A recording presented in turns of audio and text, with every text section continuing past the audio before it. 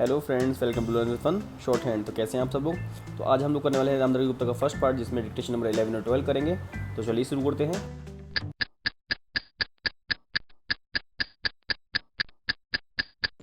Start.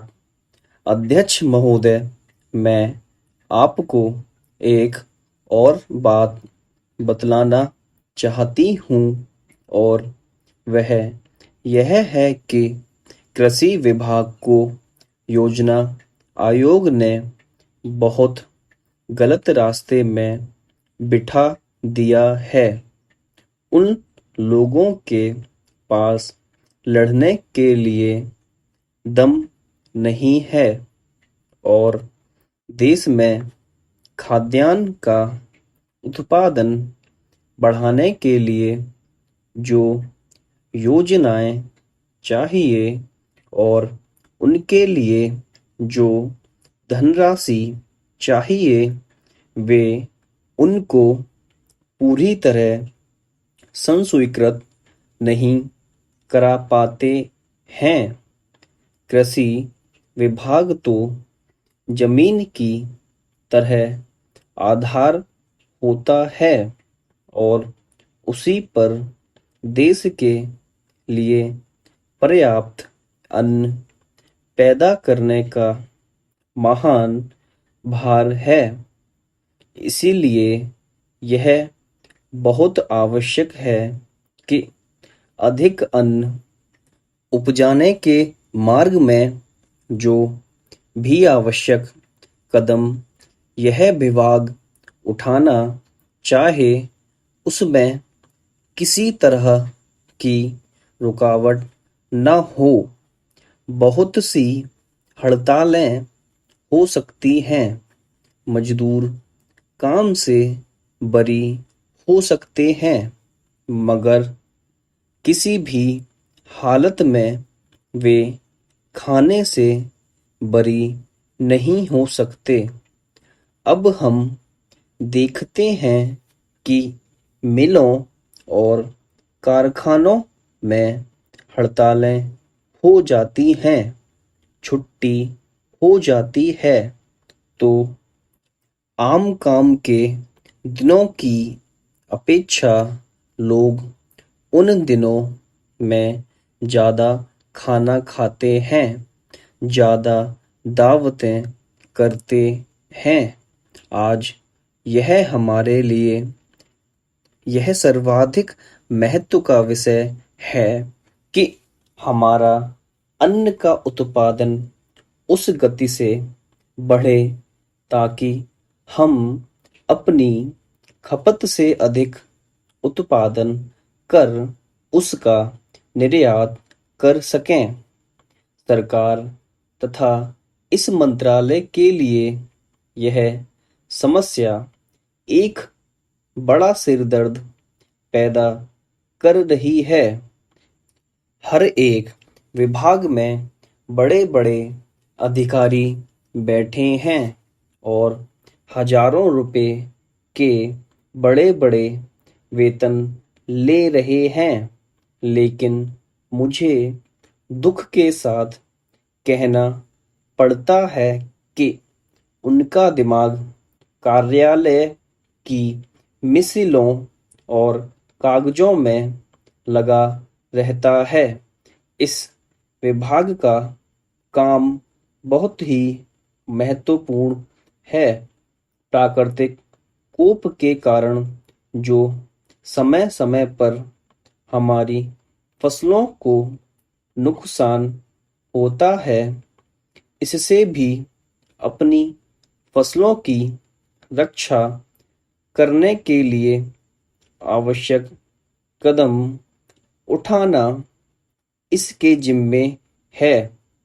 आज मेरे पास लखनऊ से कुछ लोग आए थे और वे लोग बोल रहे थे कि यहाँ दिल्ली में इस अवसर पर ठंडी हवा चल रही है और आप यहाँ दरवाजे बंद करके बैठे हैं या आराम से लेटे हैं, लेकिन हमारी तो जान खतरे में है, वहाँ ओले गिर रहे हैं और हमारी गेहूं की फसल खतरे में है।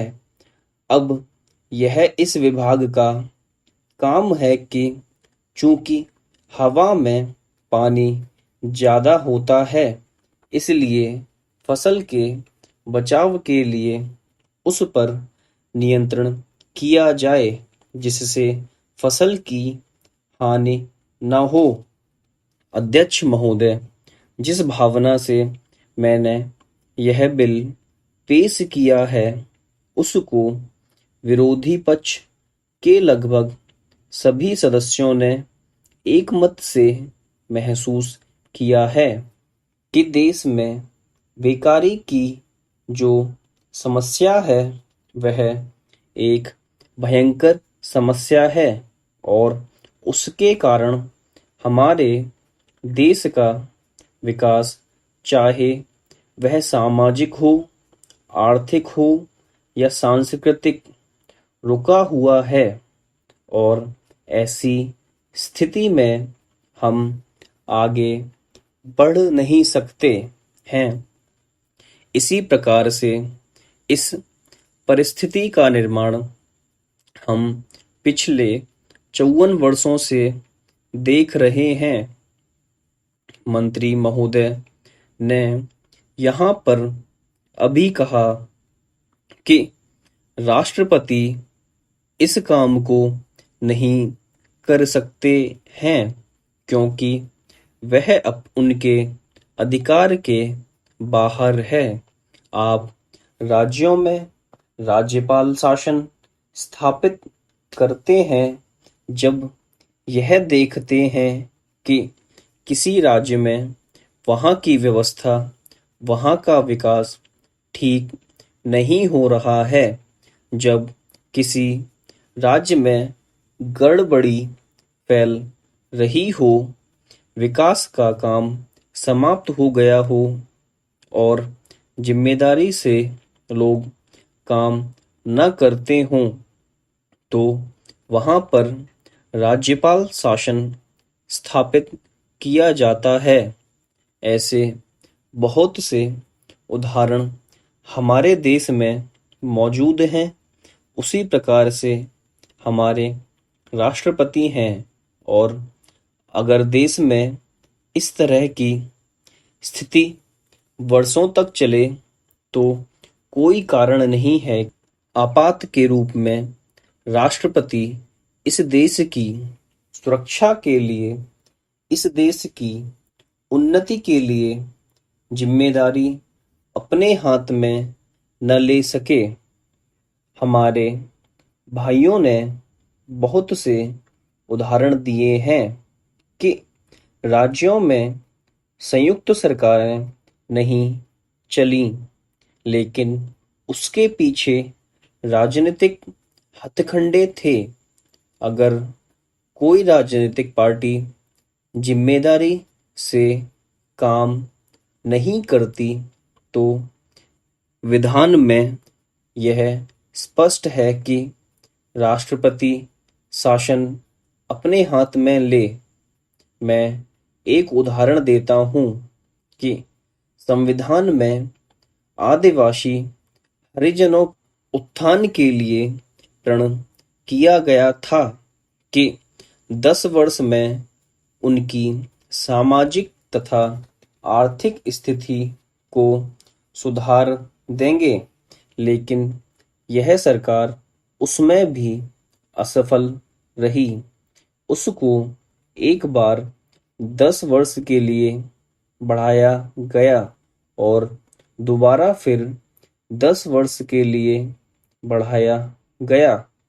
इसी तरह से उसको बढ़ाते जा रहे हैं, लेकिन उनकी आर्थिक और सामाजिक उन्नति आप नहीं कर पाए हैं। इस काम में सरकार बिल्कुल असफल हुई है। पिछली बार सरकार पर अविश्वास का प्रस्ताव भी आया था और वह पास होने वाला था, इसलिए मेरा कहना है कि हमारे देश में यह जो बेकारी की समस्या है वह एक बहुत भयंकर समस्या है।